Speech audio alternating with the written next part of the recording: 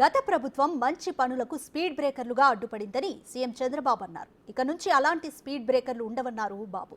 గుంటూరు జిల్లా కొలనుకొండలోని హరేకృష్ణ గోకుల క్షేత్రంలో నిర్వహించిన అనంతశేష స్థాపన కార్యక్రమానికి ఆయన హాజరయ్యారు. అక్షయపాత్ర స్ఫూర్తితో అతి త్వరలో అన్నా క్యాంటీన్లను పునఃప్రారంభిస్తామని తెలిపారు సీఎం. పెనుగొండలో ఒక పక్క లక్ష్మీ నరసింహస్వామి స్టాచ్యూ 108 అడుగులు సింగిల్ స్టోన్తో తయారు చేయడానికి ముందుకొచ్చారు. అది నేను ఎప్పుడో అప్పచెప్పాను, కానీ గడిచిన ప్రభుత్వం దానికి కూడా అడ్డుపడే పరిస్థితికి వచ్చారు. ఏ మంచి కార్యక్రమం ఉన్నా దాన్ని అడ్డుపడడం 5 ఏళ్లలో ఈ రాష్ట్రంలో జరిగింది. ఇంకా అలాంటి స్పీడ్ బ్రేకర్లు కానీ విధ్వంసంగా ఉండదు. పూర్తిగా ప్రోత్సహిస్తాం.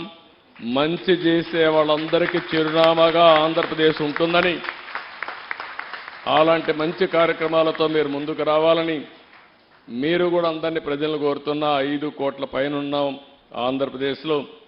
తెలంగాణ ప్రపంచం అంతా కలిస్తే 10 కోట్ల మంది తెలుగు జాతి ఉంది. నా ఉద్దేశం ఒకటి, భారతీయులు బాగుండాలి, అందులో అగ్రస్థానంలో తెలుగు జాతి ఉండాలనేది నా ప్రగాఢమైన ఆకాంక్ష.